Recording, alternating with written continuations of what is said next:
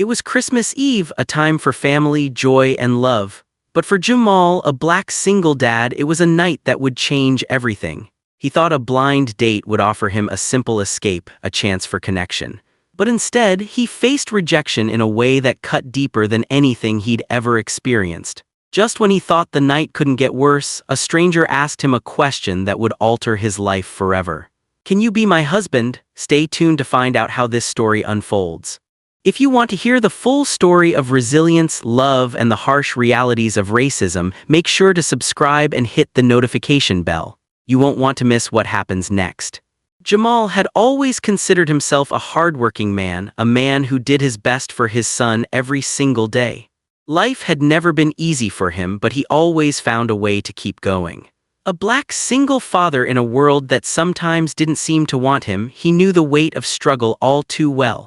He'd seen it in the eyes of his son, feeling the pressure of being both mother and father. The weight was real, but so was the love he had for his little boy. Life wasn't always easy, but Jamal found ways to make it work. He didn't have the luxury of being picky about his days. They all blurred together in the grind of survival. But tonight was supposed to be different. Tonight was about him. It had been months since he'd had any real time for himself, and after weeks of pushing his own needs aside, he finally decided to give himself a chance at something more. He had a blind date scheduled for Christmas Eve, a simple night out, a way to break from the daily grind. Jamal couldn't remember the last time he'd had a conversation with someone who didn't already know about his life as a dad. Being a father wasn't the only thing that defined him, but lately it had been hard for anyone to see past the title. All he wanted was to share an evening with someone who could see him as a person, not just a dad. Maybe tonight he could just be Jamal, the man, and not Jamal, the black dad raising a son alone in a world that wasn't always kind. He had made sure to get everything right for the date. He wore a clean shirt, put on cologne, and even gave his hair a little extra attention. He wanted to look good for her, but more than that, he wanted to feel good. It had been too long since he'd been able to put himself first. So when the moment came, he was ready. Nervous, yes, but ready. The restaurant was upscale, one of those places where the waiters wore uniforms that looked like they belonged in a high-end hotel. Jamal adjusted his jacket as he walked through the front door, the warmth from inside hitting his face like a welcome. The hostess smiled at him, a bit too forced, but he chalked it up to the fact that it was the holidays and everyone was likely tired. The hostess led him to a table near the back where his date was already seated. Her name was Rachel. They had been talking for a few weeks, exchanging messages online, and she seemed nice, genuine. Jamal had looked forward to meeting her. Maybe she wasn't the one, but he hoped she would be a good distraction, a chance to break free even if only for a few hours. "Hi," Rachel said, standing up to greet him. She smiled, and Jamal smiled back, grateful for the warm greeting. It was the kind of moment he had been craving. Their initial conversation was easy, the way it should be when two people are just getting to know each other. They discussed simple things at first: work, hobbies, mutual interests, but Jamal couldn't shake the feeling that something was different. Rachel was friendly, but there was an undercurrent of tension he couldn't quite place.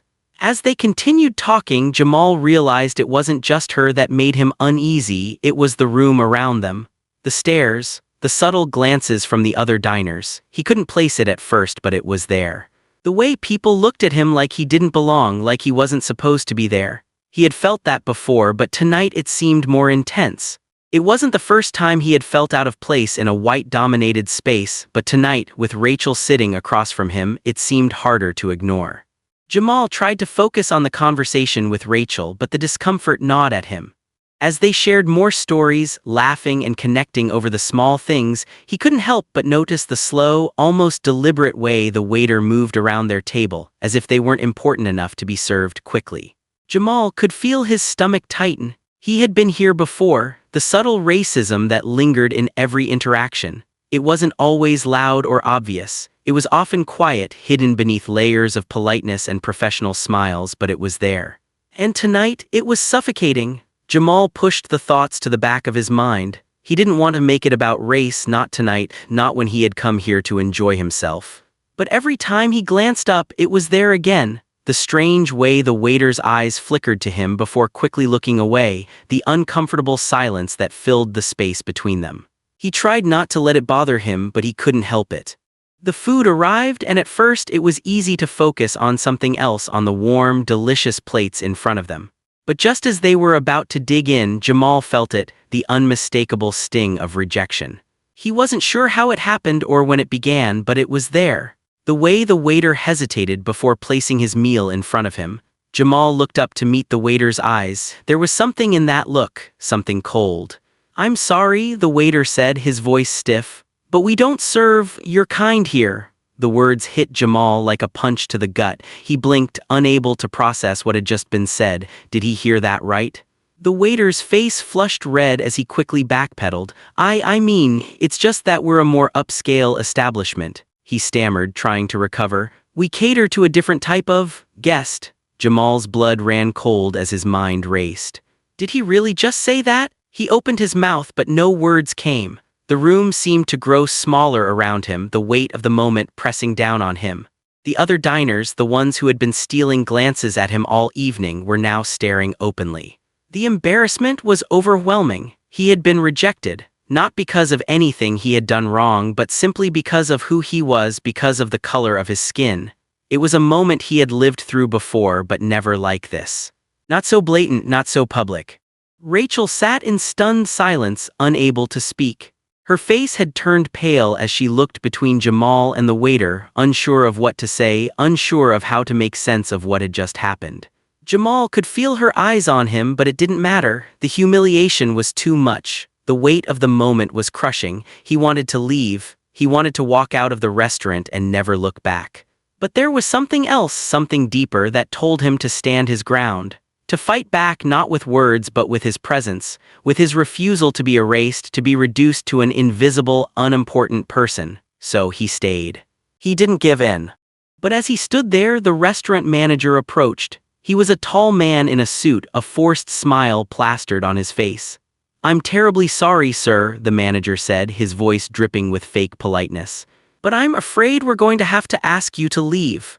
Jamal felt the anger rise within him. He had been humiliated, rejected, and now they were telling him to leave. The injustice of it all was suffocating. But what could he do? What would happen if he raised his voice, if he stood up for himself? Would it make a difference, or would it make things worse? He was tired. He was tired of fighting, tired of having to prove his worth in spaces that never wanted him in the first place.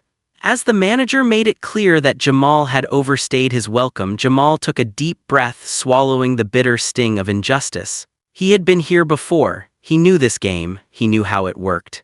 But this time, he wasn't going to let them win, not without saying something. Jamal stood there for what felt like an eternity, his fists clenched at his sides, trying to process everything that had just unfolded.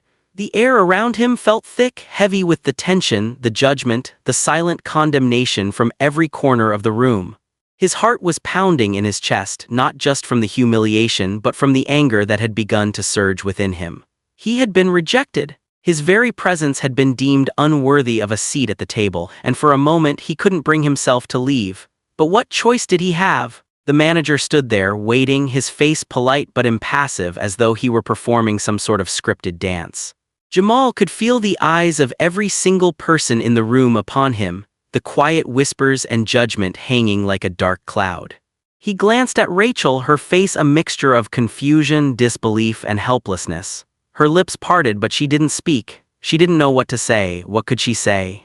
The reality of what was happening had struck her too. This wasn't just about a bad experience on a blind date.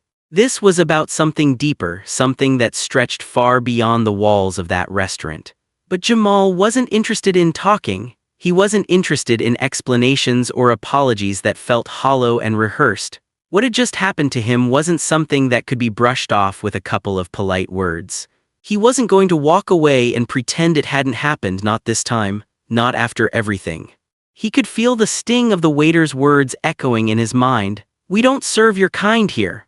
The phrase had been said with such casual disregard, as though it were a simple, inconsequential statement.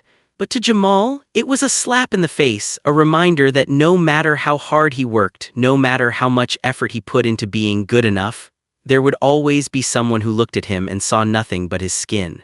The weight of it all was suffocating. Jamal took a deep breath, trying to steady himself. He wasn't going to cry, he wasn't going to let them see him break, he had been through too much to fall apart now. But the injustice, the sheer audacity of it all, made it harder to hold on to the calm exterior he'd worked so hard to maintain. Rachel stepped forward, her voice trembling as she turned to the manager. "You can't just do that," she said, her words sharp but laced with uncertainty. "This is wrong. He didn't do anything to deserve this."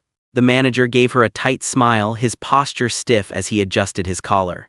"Ma'am, I'm sorry, but I'm afraid we can't make exceptions." Jamal could see it now, he wasn't just the problem. This wasn't just about the waiter's words or the manager's actions. It was about the system, the people who ran it. The people who didn't question the way things were. The ones who believed that this was just how things were supposed to be. They were the ones who decided who belonged and who didn't. They were the ones who chose who was worthy of respect, of dignity, and who was not. And Jamal had had enough. He could feel the tension rising inside him, building to a point where he no longer cared about the consequences of standing up. It wasn't about being polite anymore. It wasn't about keeping things calm for Rachel's sake or trying to avoid confrontation. It was about something bigger, something deeper than just his personal humiliation. He wasn't the only one, he wasn't the only person who had been told they didn't belong. He wasn't the only one who had been ignored, overlooked, rejected just because of the color of his skin. And he was done letting it happen in silence. He wasn't going to be invisible any longer. The silence of the room felt like a weight pressing down on him, but he stood tall. He wasn't going to shrink. "I'll leave," Jamal said, his voice cold, steady, almost devoid of emotion. He wasn't going to argue, he wasn't going to let this consume him any further, but he wasn't leaving quietly either. His voice wasn't loud, but it held the weight of years of frustration. "But I won't be erased." The words landed heavily in the room. Jamal felt them in his chest, the power of them surging through him. He turned away from the manager, walking toward the door. Each step felt heavier than the last, each one marking the weight of everything he had endured. He had been rejected, humiliated, but he was not going to leave without making it clear that his presence, his humanity, could never be erased. The world outside the restaurant seemed colder than before, as if the warmth inside had been sucked out, leaving him exposed to the harsh night air. But he refused to let that defeat creep in. He couldn't afford to let it. Not tonight. Not ever again. But as he reached the door, a hand gently touched his arm, stopping him in his tracks. It was the woman who had been sitting alone in the corner, who had quietly observed the injustice unfolding before her. She had seen it all. She had seen Jamal being rejected not just as a customer but as a person. She had seen the way people treated him, the way he had been dismissed, ignored, made to feel less than, but now she was standing up. Her voice broke the silence, a firm yet soft command. "Wait!" Jamal's heart skipped a beat. He turned slowly, not sure what to expect. The uncertainty was there, but so was something else, something stronger. The woman's eyes were locked on his, steady, unwavering, like she was about to say something important, something that would shift the direction of this whole ordeal. Her calm presence contrasted sharply with the chaos around them. She wasn't rushing to explain herself or apologize for what had happened. She wasn't offering pity or empty words of sympathy. Instead, she was offering something far more powerful. She was offering him solidarity, the kind of support that said, "I see you, and I will stand with you."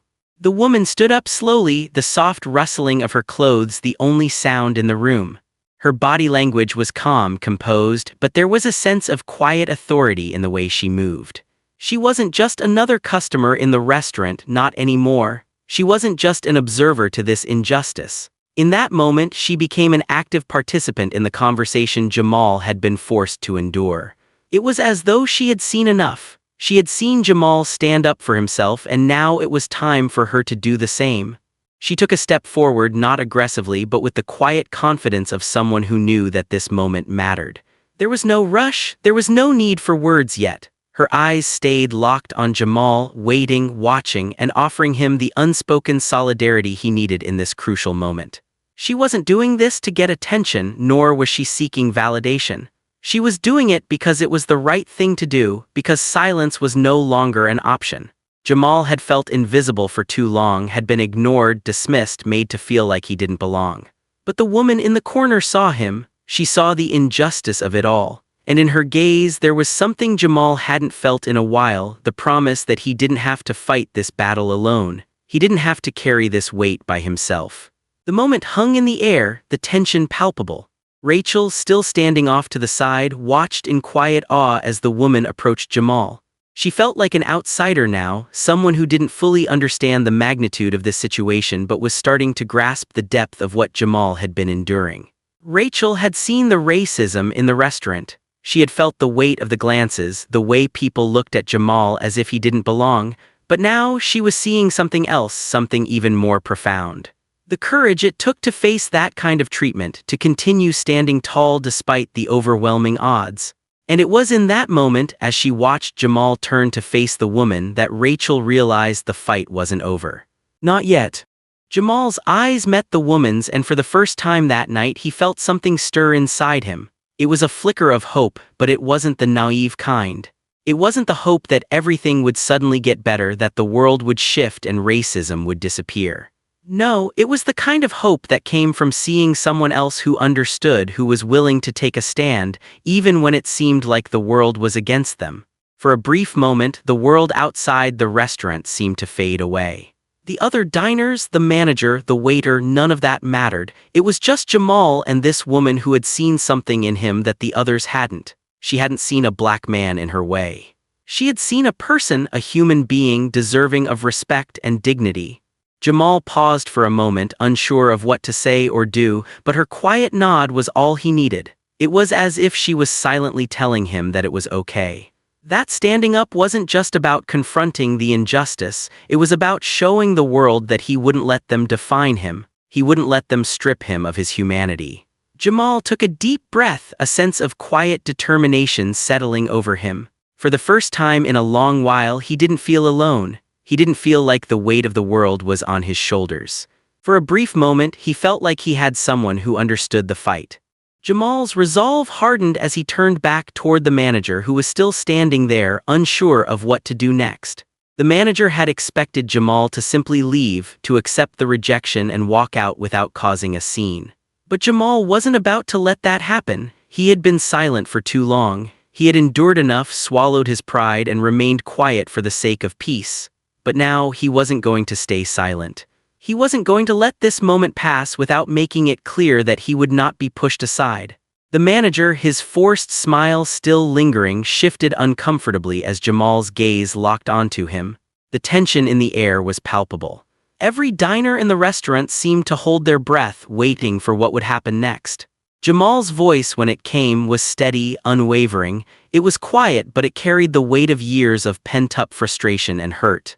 "You don't get to decide who belongs," he said, his eyes piercing through the manager's facade. "Not based on the color of their skin, not based on anything. You don't get to make people feel like they're less than." Jamal's words hung in the air like a challenge, each syllable sharp and deliberate. The restaurant manager, his posture stiffened and awkward, had no response. The tension in the room was thick, palpable. Jamal felt it pressing down on him, but he refused to let it break him. The room had been quiet for far too long. It had been a place of subtle prejudice, of casual discrimination, where people thought their judgment could go unchecked. But Jamal was no longer going to allow that silence to be the default. He wasn't asking for permission to exist in this space, he was asserting his right to be treated with dignity. He didn't need to beg for respect, nor did he need to ask for special treatment. He was simply demanding equality. Jamal stood tall, facing the manager and the other diners who were now fully aware of the weight of the situation. His calm demeanor didn't mask the intensity in his eyes. The humiliation from earlier had not only fueled his defiance, but it had also ignited something deeper within him. He had nothing left to lose. This was not about fighting for just one night or one encounter. This was about fighting for something much larger than himself. It was a fight that every person of color had to endure at some point in their life. It was a fight that demanded they prove their humanity in spaces that constantly questioned it. He was done with that. "I'm not asking for special treatment," Jamal said, his voice strong, unwavering. "I'm asking for the respect that every person deserves. You don't get to decide who belongs based on the color of their skin. You don't get to make anyone feel less than because they are different. I'm not the problem here." The problem is the world that keeps telling people like me that we don't belong. Jamal's eyes swept over the room, holding the gaze of every single person there. This was not just a confrontation with the manager.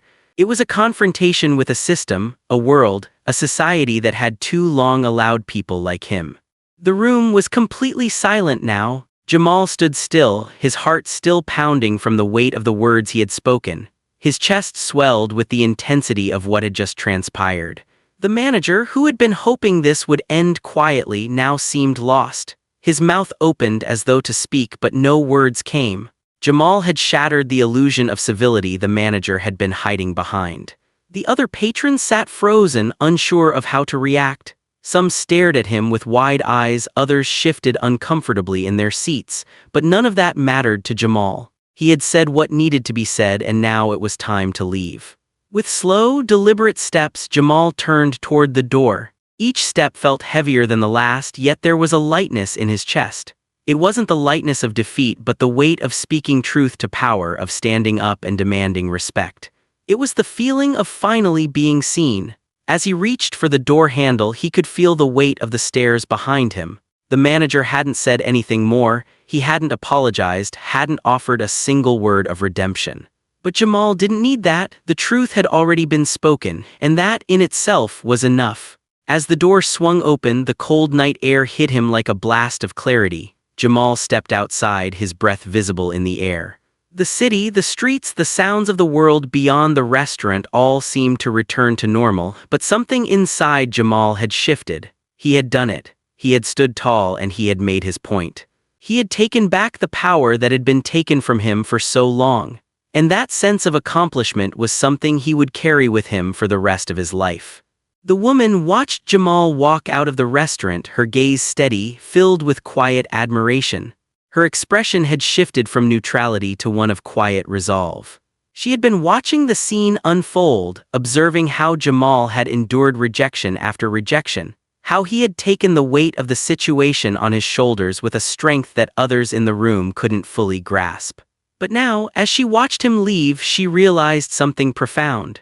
Jamal had not only fought for himself, he had fought for every person who had ever been made to feel small, to feel less than, to feel invisible in a world that kept erasing them. And as the door swung closed behind him, the woman felt the stirrings of something inside her, a realization that this moment was not something she could forget. It wasn't enough for her to simply witness it. She needed to be part of the change. The world needed more people like Jamal, people who would stand up, who would refuse to be silenced. The woman knew that her role in this moment wasn't just to watch, but to act.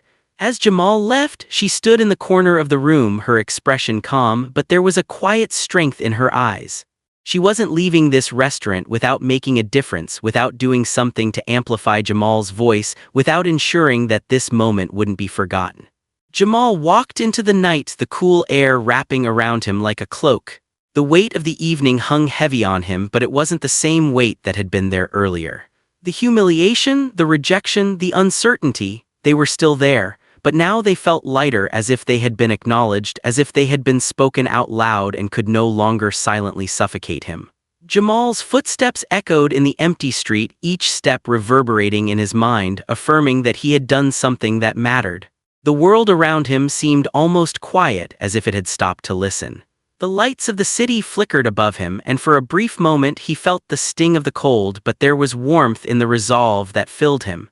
He had made a stand, and though he wasn't sure what would happen next, he knew that he had done something monumental. He had spoken out, he had refused to be erased. He had been visible, and in doing so, he had given others permission to be seen too. The night seemed different now. He wasn't the same person who had walked into that restaurant a few hours earlier.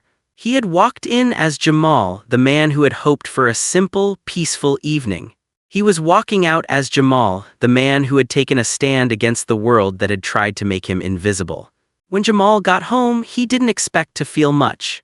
He thought he would be exhausted, drained from the emotional toll of the night, from everything that had happened. But instead, he felt a strange energy, like the weight of the world had been lifted, even if just for a moment. He walked into his apartment and set his keys on the counter, his mind racing. But this time the racing thoughts weren't filled with frustration or anger. They were filled with something new, possibility. His phone buzzed, breaking him from his thoughts. It was a message from Rachel. Jamal, I just wanted to say again how sorry I am for what happened tonight. I still can't believe it. You're right, everything you said was right. We need to start seeing people for who they are. I don't know what's going to happen next, but I promise I'll stand with you. We can't let this go, not like this. Jamal smiled as he read the message. It was a small thing, but it mattered. Rachel wasn't just a bystander anymore. She wasn't just someone who felt uncomfortable in the moment and did nothing. She had seen what he had seen. She had felt the weight of it too, and now she was committed to taking action. Jamal didn't know exactly what that action would look like. He didn't know what tomorrow would bring, but he knew something had changed, something deep inside him. That night, he had stood up not just for himself, but for everyone who had ever been made to feel invisible. He had taken a step, and maybe that was enough. Maybe, just maybe, it was a step that could make a difference. The next few days were filled with messages and conversations. Jamal had posted about his experience on social media, sharing what had happened that night. He wasn't sure what kind of response he would get, but he knew he couldn't stay silent. The more he shared, the more he realized how many others had experienced similar situations. People from all walks of life, from every corner of the world, reached out to tell their stories. They thanked him for speaking out, for showing them that they weren't alone.